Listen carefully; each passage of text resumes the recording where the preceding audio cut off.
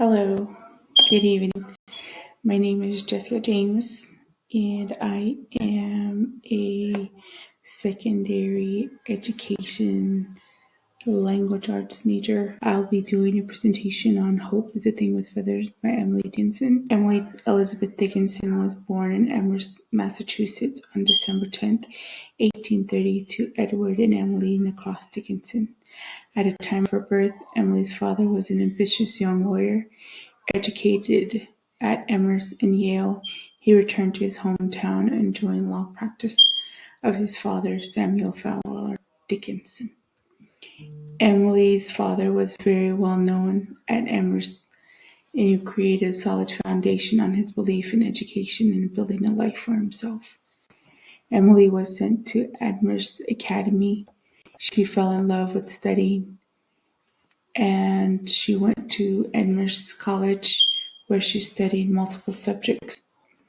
Emily's favorite subject was botany, and she loved plants and learning about them. In some of her poetry, she writes about flowers and other natural elements. In the fall of 1847, she joined the Mount Holyoke Female Seminar. She didn't want to be raised Christian in a Christian home or to be part of the school where they raised Christians. In the time of her discussion, they asked her if she wanted to be raised Christian, and she remained seated. She was labeled one without hope in a category. She was the only one in that category. She didn't want to be part of it. She wrote about her rebellion against church. She wrote about 270 poems in her time. She was uncertain about marriage, although it was the 19th century. She didn't want to be part of the category as well. Emily wanted her own individuality, and her life was private. Emily's publication work was different. At the time of the publication of the poem, Hope is a Thing with Feathers happened during the Civil War, where there was a division among people. The poem was created for resilience, and to have your own identity was important. The world says something different, such as you must be married, have children, uphold a family name, and be Christian. However, Emily felt different. She wanted a different life for herself, even if it meant that being alone.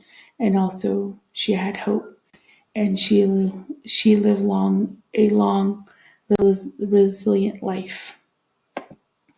So, part of the analysis, the image in home, or the poem Hope is a Thing with Feathers by Emily Dickinson is about hope. And an unwavering spirit of humanity, hope cannot be defeated and does not stop. The soul inside the human spirit can weather the storm of hardships. Hope is priceless, but can be powerful. The poetry sound is a representation of resilience and hopelessness, no matter what the circumstances. It is the willpower to face adversity, and it helps to bring peace of mind to people around you by providing support and encouragement. The theme is hope is representing the resilience and perseverance in a person. It is to create courage for people in need to believe.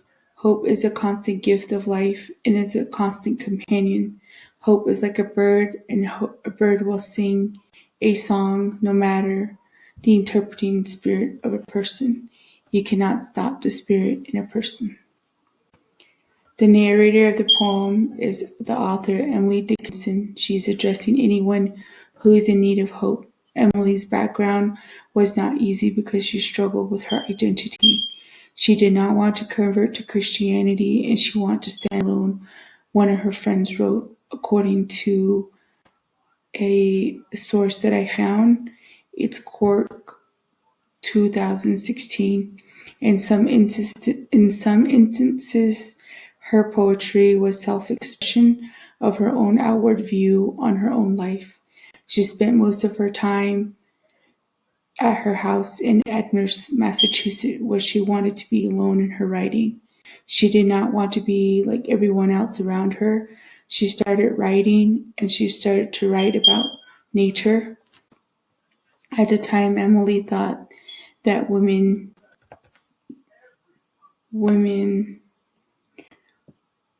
had so little power.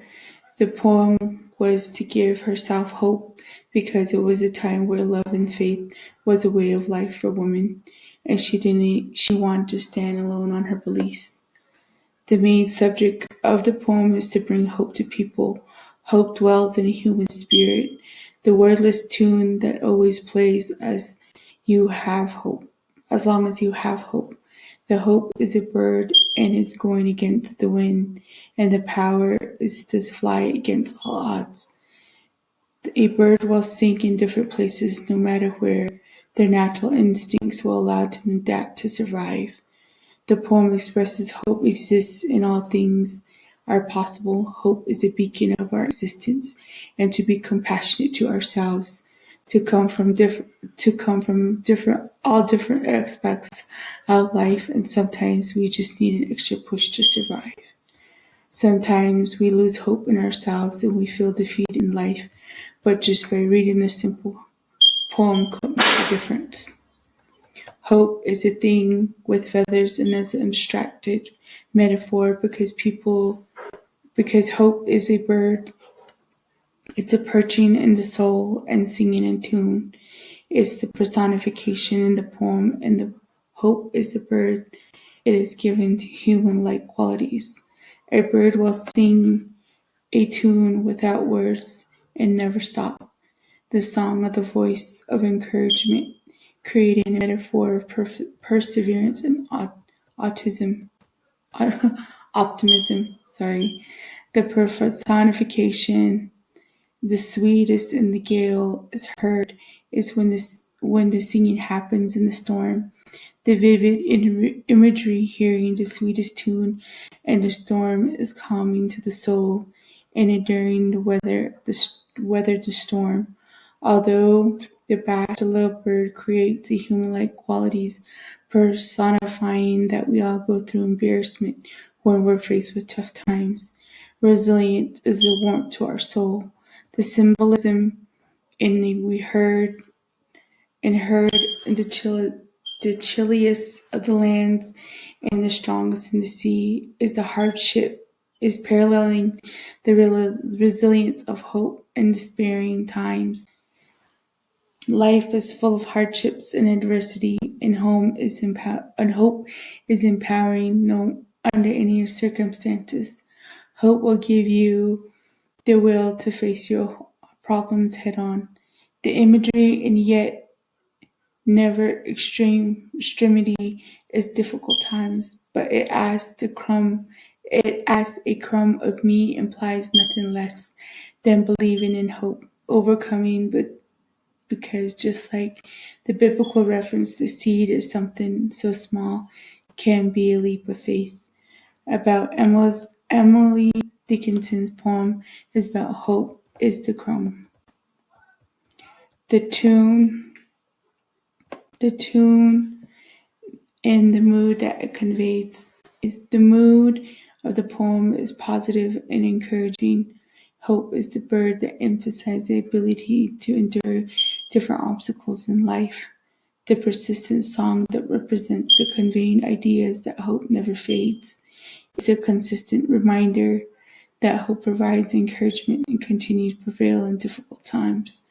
Problems occur in life and sometimes there's valid reason, but we could be lack of support or just demanding aspects of life. But the concept of hope can be inspiring, just like the storm in the gale is heard singing a sweet tune. Everything in life can be unpredictable or unexpected, but through hope, even the strangest part of the land and the sea can still overcome our failures through hope, even if it's small as a crumb. The poem has 4 equal lines, 1 quatrain, making the poem 3 stanza, and the meters 3 beats per line, marking stressed and unstressed syllable, making it iambic pentameter. Pentameter, as well as also known as ball meter. So the rhyme scheme is A, B, C, B, A, B, A, A, B, A, A, B, B, B. It follows the pattern of a ball meter because it's structured of the stanza and the iambic pentameter. So the reason why I chose this poem was because I taught SEI and we read the book, The Absolutely True Diary of a Part-Time Indian. The book contained a poem, Hope is the Thing with Feathers by Emily Dickinson. We did a small activity and a literary analysis in the way it was written. I knew the poem was about hope and the idea to inspire its positivity to create encouragement to people. I wanted to give hope to my students because our reading and writing scores were low. They needed a motivation to continue to read every day. But the activity in the book really helped my students to relate to their own demise and their own disencouragement. I think it is important to still instill hope in students who struggle with reading and writing. I felt I did create some meaning because birds represent certain things in our culture and ceremonies. The birds are our element of life in certain creation stories and our traditional regalia. For example, I carry water from my father because he's a medicine man. Early in the morning, a woman carries water and prays for her patient. Before I go out to get the water, my dad gives me water bird feathers and the significance of the feathers to represent nature and the gift of woman, the gift of life that women give. As a woman in our culture, we're safe beings just like the birds. So there's certain words in the stanzas that stand out to me. Purchase conveys the idea that hope sits in the soul and contents of the poem continues to sing. The imagery words without the words and never stops says that something cannot be found. It is a feeling just like the bird singing without words. In the second stanza, the phrase "in the gale" creates another imagery that the strong storm is coming and the hope with our lives can create a little bird. It's a warm feeling and allows to continue to be persistent and persevere. In the third stanza, the author identifies herself as Ive, which tells me that she heard the chilliest, the strangest, the extremity, and she says a crumb of me to make it personal. The words make a lot of structure and rhyme to create the iambic pentameter. These syllables and the word choices enhance the meaning of the poem and imagery. Metaphor and personification of the words delivers the meaning of hope, using the bird's characteristic in the vast sea and the weathering of the storm. Thank you, and I hope you enjoyed the video as much as I did.